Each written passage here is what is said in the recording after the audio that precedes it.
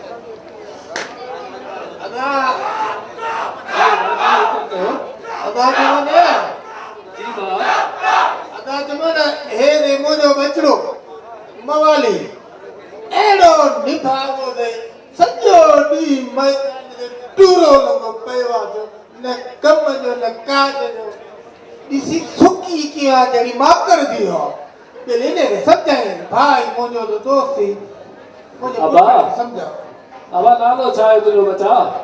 ये दादा जमाना मरी दोसन बुरी दोसे अरे नालो तो केडो भलो थी हुसैन सा वापस ताए नालो तुझो खुदा जी मार पई अरे यो नशो छदी छोड़ दो खुदा के मन ये तुझो पी आ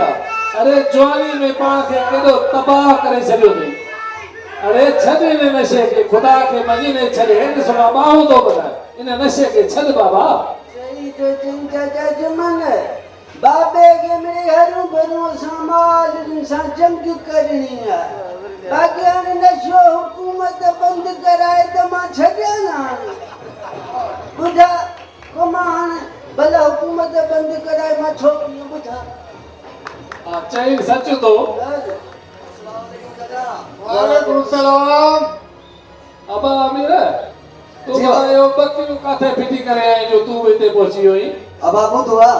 आजादी बेनजीर जी तकरीर है पिंडी में आओ वो बुधण आयो हां वाह वे बकरियों जान नाला आज आसर दी अवा अची वे चंगो जो बटे पुठन के जोर तने यार थकी जी पियो आया आओ बा दला खुश कर दियो बा चंगो दियो अची वे तू हां बागोर वादी मरो मोसा भला अदा इमा बचे तो खे में पुट करे जोर तने ने मावाली है ना उन में पी कोटो सके टबु तो छा जोर दी सच तो चाहिए दा वालेकुम अस्सलाम अब और सा अच्छी भली करे आए वे चला कुशायो अल्हम्दुलिल्लाह अल्लाह ताला के एहसान भला तू बुधाए तबीयत के दई चचारा है कर मन तबीयत सवा सही है ता बुधाए कुशायो शुक्र भला बुध तोरे पी जी तबीयत किया हां चाचा बाबो खुश पर मिड़ी थोड़ी खंग अथस हां चाचे कंगी कटू चिनी चली बाबा आओ सच तो चवी यो सजो दियो के जी कुड़ लगी पई हो तो खंग बा कथा सनी दस ना चाचा ने हो को कोन दो के वाह अल्लाह मेरा हिदायत दी दे अल्लाह खैर कर दो बड़ा दे खबर चाचा ही खबरू चालू छू या कोन छू अरे बा रे तो सही आने ना आयो ही साव तो पट्टे 4 मिनट आए ना खबर में हलायो धारे जो के तू वे साव पट्टे चाचा बुधवार ने रावलपिंडी में भेण बेनजीर मोहतरमा जो वडो जलसो आए आई बुधवार बीबीसी लाइव नशर कंदी अब सच तो चई तो बिल्कुल सही ॻाल्हि आहे ऐं ख़बर अथई अॼो को जलसो वॾी अहमियत वारो अथई असांखे बि इन जो इंतज़ारु आहे हा अॼो के रावलपिंडी वारे जलसे खां पोइ सॼे मुल्क में चीए फुट हूंदी किथे चीए फुट नारा हूंदा सचो आई चाचा मां बख्श सचो आई भेण बेनजीर भुट्टो जे लफ्ज़न में एकरो त असरा जो मुखालिफ भी पैदा थी पवंदा बरोबर ये तई हक ई सच जा लीडर ये तई सच्चा लीडर हक ई सच जी प्रचार करण वाला अदा टाइम थियो खबरूं खे चालू कर खबरूं ॿुधो टाइम थी हवार हाँ हले कपड़ों को तो आया हूँ अति में जल तो रावलपिंडी बहादुरों और जानसारों का इलाका है। मैं रावलपिंडी को अपना दूसरा घर समझती हूँ। रावलपिंडी के अंदर मैंने बहुत खुशियाँ देखी और रावलपिंडी के अंदर मैंने बहुत दुख भी देखे। ये वो शहर है जो डिक्टेटर्स को शिकस्त देता है और आज जब ये धरती पुकार रही है कि मैं खतरे में हूँ, बलोचिस्तान में देखो, शिमाली इलाके में देखो,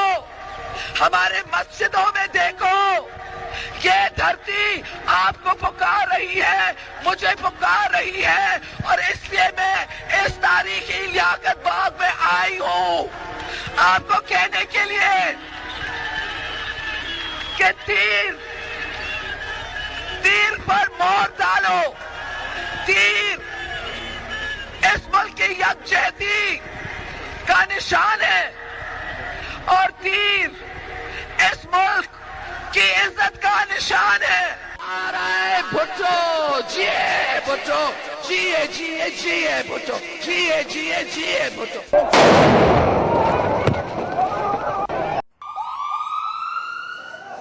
अदा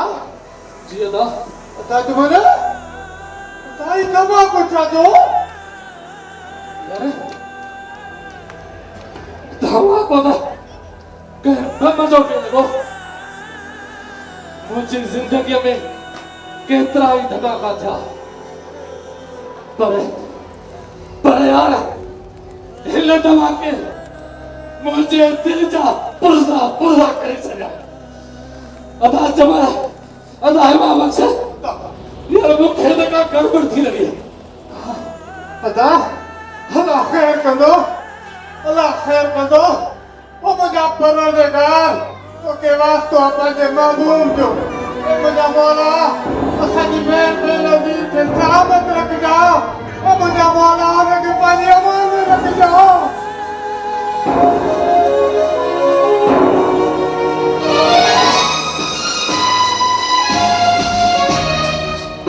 अब हमारे साथ आ दोगे इधर अब तो था दो अरे तुम नहीं करो तो साथ आ दोगे अरे बता क्या चाहते हो बाबा बताओ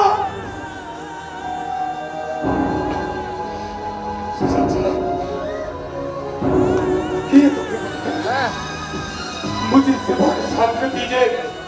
कि ये बुधाए तो असासा जुल्म थियो असासा तह थियो रावलपिंडी और जलसे में असादी लीडर असादी रहबर भेड़ बेनजीर भुट्टो के अंदाज में शहीद करने छड़ियो चाचा शहीद करने छड़ियो अरे चाचा देखो अरे वाला वाली जिंदगी रानी के शहीद करने छड़ियो असादी यतीम की दुश्मन जागा पानी रानी भेड़ छिले